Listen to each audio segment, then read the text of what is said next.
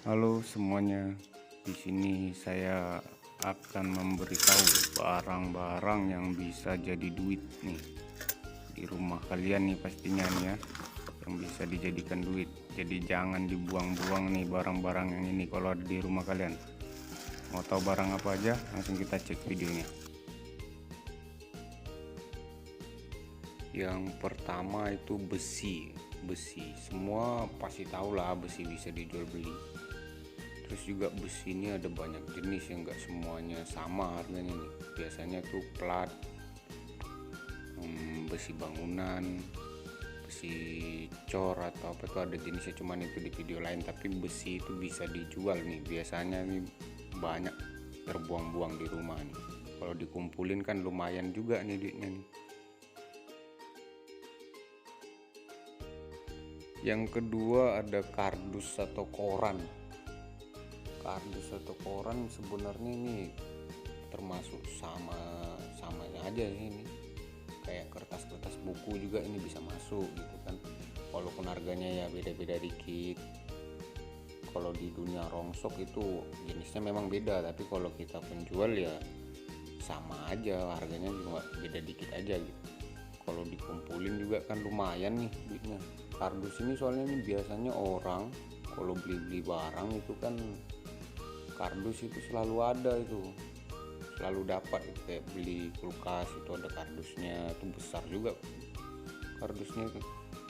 Jadi buat kalian yang beli suatu barang gitu kan ada kardusnya, atau beli koran siap baca itu jangan langsung dibuang, dikumpulin aja dulu, bisa jadi duit, ditimbang kilo jadi duit.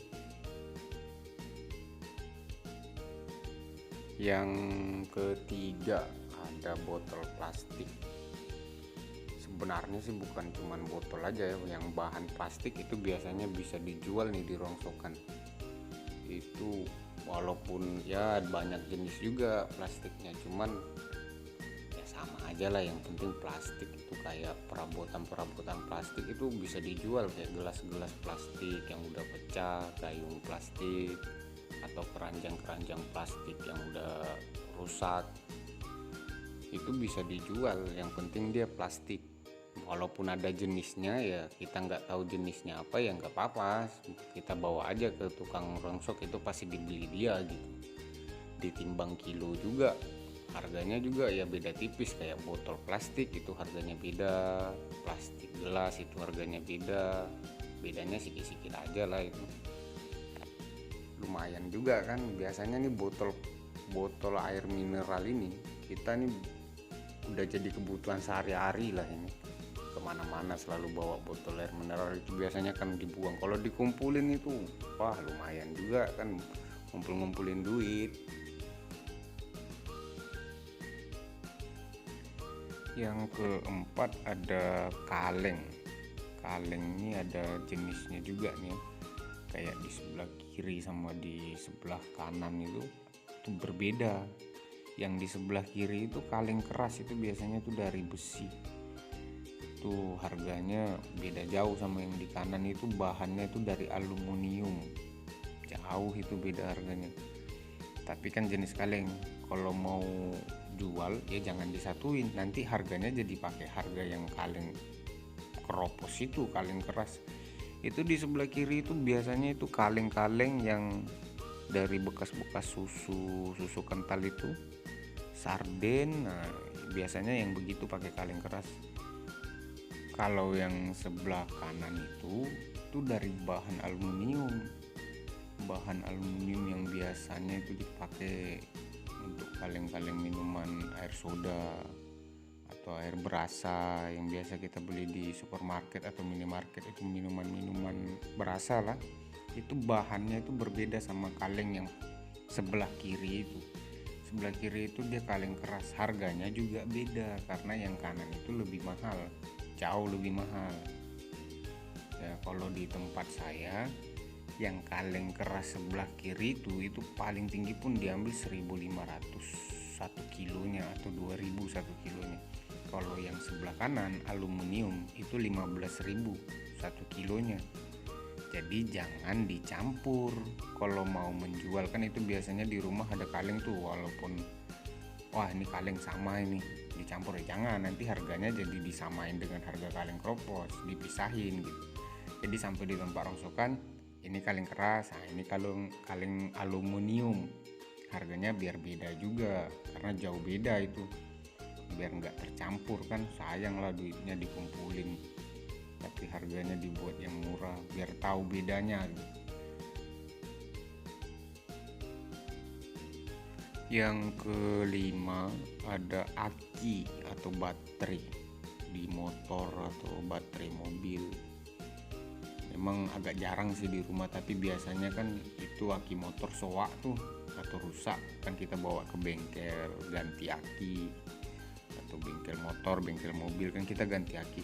Aki bekas yang kita punya yang rusak itu kebanyakan orang kan ditinggalin aja tuh di bengkel, ya bawa aja pulang, soalnya itu bisa dijual juga di tempat rongsokan. Biasanya itu timbang kilo juga, per kilonya berapa, dan aki mobil dan aki motor itu harganya beda, 1 kiloannya itu beda aki motor dan aki mobil. Jadi kalau misalnya ada motor atau mobil yang akinya rusak bawa ke bengkel kan gitu, biasanya mereka ganti yang baru. Yang aki rusaknya ini kebanyakan orang kan ditinggalin, ya kalau bisa dibawa pulang, lumayan dijual ke tempat rongsokan masih bisa laku jadi duit juga ya, walaupun jarang lah tapi pasti semua pasti pernah ganti aki itu. Yang keenam ada kuningan.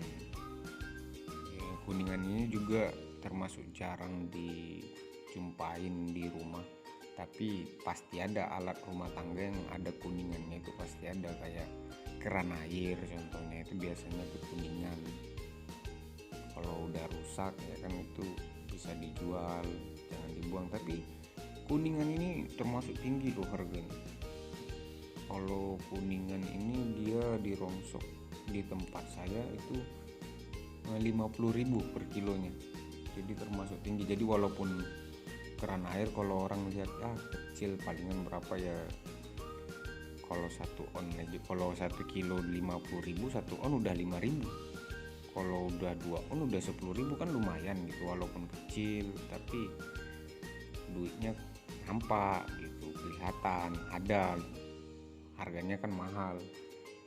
Kuningan itu biasanya itulah di keran air atau di kompor-kompor yang udah rusak itu biasanya ada kuningannya. Di alat-alat listrik itu juga biasa ada kuningannya, tapi yang udah rusak ya, jangan yang bagus dihancurin cuman untuk ambil kuningan. Yang ketujuh atau terakhir, nah ini yang paling mahal di dunia rongsok itu ya ini, tembaga. Di rumah udah pasti ada tembaga, kayak dari kabel atau peralatan elektronik. Kabel itu kan biasanya sisa-sisa instalasi kabel gitu, ada sisanya daripada terbuang kan, atau dari elektronik yang udah rusak jangan langsung dibuang, itu pasti ada tembaganya, dibongkar. Yang udah rusak itu dibongkar, ada tembaganya diambil kan lumayan, karena tembaga ini yang paling mahal di dunia rongsok. Nah jadi tembaga ini 1 kilonya kalau di tempat saya itu 90.000 1 kilonya. 1 on sudah 9.000, walaupun sedikit ya dapat 5 on udah 9 kali 5. Nah jadi jangan sembarangan buang, ada sisa kabel, ada alat elektronik yang rusak itu dibongkar, tembaganya diambil, bisa dijual. Kalau mau jual itu jangan, misalnya ada kabel nih, ada tembaganya, itu jangan ikut kabelnya dijual, dikopek dulu, diambil tembaganya aja, karena biasanya itu kalau nggak dikopek atau dikupas itu dia harganya dipotong kan, sayang itu. Jadi mendingan dikopek-kopek dulu, atau ada juga tembaga kabel yang harus dibakar, dia nggak bisa dikopek, harus dibakar, itu lumayan juga modal ngebakar lah, cuma cuman modal ngebakar aja kan nunggu sebentar lumayan, duitnya mahal kok itu tembaga. Di alat elektronik juga jangan sampai lupa, karena tembaga ini yang paling mahal ini. Oke, sekian video dari saya, semoga bermanfaat ya, memanfaatkan barang-barang bekas yang ada dan menjadi duit. Terima kasih sudah menonton, jangan lupa subscribe dan like-nya.